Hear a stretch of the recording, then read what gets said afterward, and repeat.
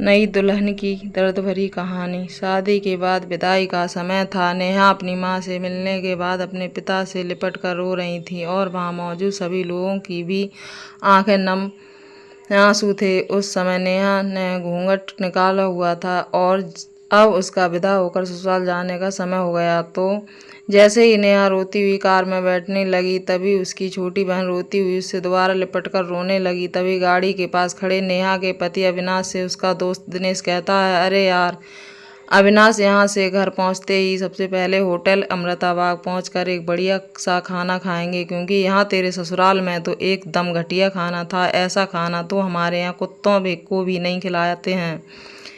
तभी साथ ही खड़े अविनाश के छोटे भाई ने भी कहा, हाँ यार, यहाँ का खाना तो एकदम बकवास था और रसमलाई में तो रस ही नहीं था।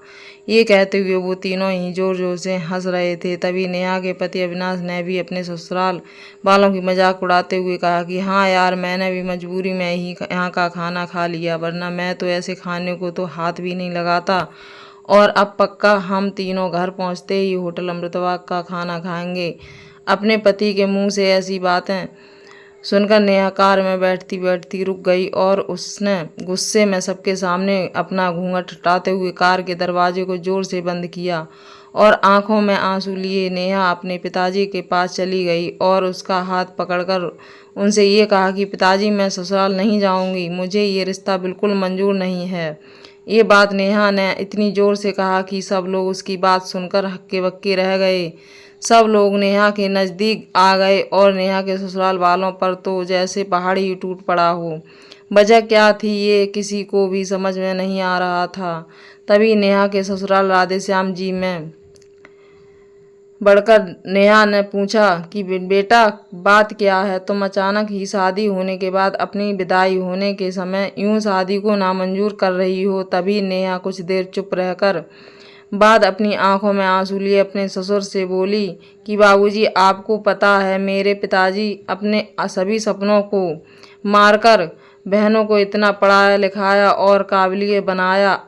आप जानते हैं कि एक बाप के लिए उसकी बेटी क्या मायने रखती है। वैसे आप और आपका बेटा कभी नहीं जान सकते, क्योंकि बाबूजी आपके घर में तो कोई बेटी है ही नहीं।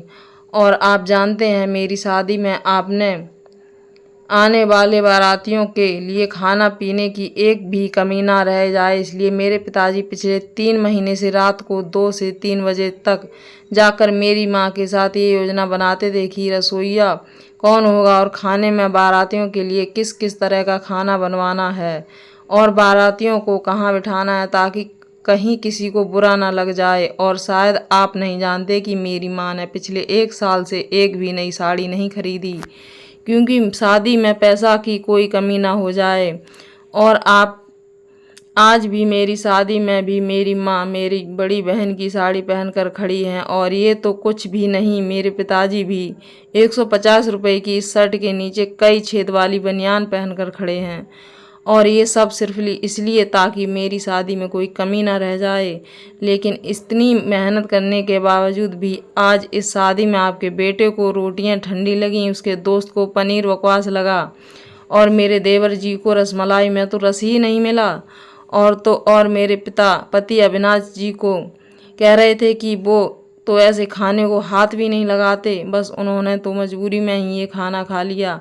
अगर सब कुछ इन्होंने मजबूरी में ही खाया तो। तभी नेहा के ससुर ने कहा कि बेटा, इतनी छोटी सी बात पर तुम इतना नाराज हो गई। तो नेहा ने अपने ससुर की बात को काटते हुए कहा कि बाबूजी, ये छोटी सी बात नहीं है। अगर शादी के बाद मैं भी आपकी इज्जत ना करूं तो आपको कैसा लगेगा? ये सुनते ही नेहा के ससुर ने शर्म के मारे अपनी आंखें नीचे कर लीं। तभी नेहा ने कहा, लेकिन बाबूजी, आप चिंता ना करिए, हमारे अंदर हमारे अच्छे माता पिता के संस्कार हैं। किसी की बेइज्जती करना ये सब हमारे माता पिता ने हमें नहीं सिखाया है। ये सुनते ही नेहा के पिताजी दयाशंकर जी ने आंखों में आंसू लिए अपनी बेटी को गले से लगा लिया और उससे कहा कि बेटी, मुझे गर्व है कि तू मेरी बेटी है और अब तू शांत हो जा। बेटी तो है, मेरी कसम, तू इन्हें माफ़ कर दे और खुशी खुशी अपने ससुराल चली जा। तभी नेहा का पति अविनाश भी नेहा के पिताजी और नेहा से हाथ जोड़कर माफ़ी मांगते हैं और ये कहते हैं कि बाबूजी मुझे माफ़ कर दो, सारी गलती मेरी ही है, लेकिन आज आपकी बेटी ने मुझे एक पिता की इज्जत करना सिखा दिया और आज के बाद मैं हर किसी के माता पिता हमेशा इज्जत करूँगा। उसी वक्त नेहा के ससुर राधेश्याम जी भी आगे आकर अपनी बहू नेहा के सर पर हाथ रखकर कहते हैं कि मैं तो बहू लेने आया था, लेकिन ईश्वर बड़ा कृपालु है, उन्हें मुझे बहू के रूप में एक बेटी दे दी, और वो भी इतने अच्छे संस्कार वाली, जो कि माता पिता का भी इतना सम्मान करती है। और अब बेटी मेरे कहने से इन नालायकों को भी माफ़ कर दे, मैं हाथ जोड़ता हूँ तेरे सामने। तभी नेहा अपने ससुर जी के दोनों हाथों को पकड़ लेती है और कहती है कि बाबूजी आप मेरे पिता के समान हैं, कृपया आप मेरे सामने हाथ मत जोड़िए। तभी नेहा के पिताजी दयाशंकर जी भी कहते हैं कि समधी जी आप मेरी बेटी के सामने हाथ जोड़कर कृपया हमें शर्मिंदा ना कीजिए। मेरी तो आपसे बस इतनी ही प्रार्थना है कि मेरी हमेशा आप मेरी बेटी को अपनी ही बेटी समझना, और इससे कभी कोई गलती हो जाए तो इसे माफ़ कर देना। तो राधेश्याम जी ने अपने समधी दयाशंकर जी का हौसला बढ़ाते हुए कहा कि आप बिल्कुल चिंता मत करिए, बल्कि अब तो नेहा बेटी ही हमारे पूरे घर को संभालेगी।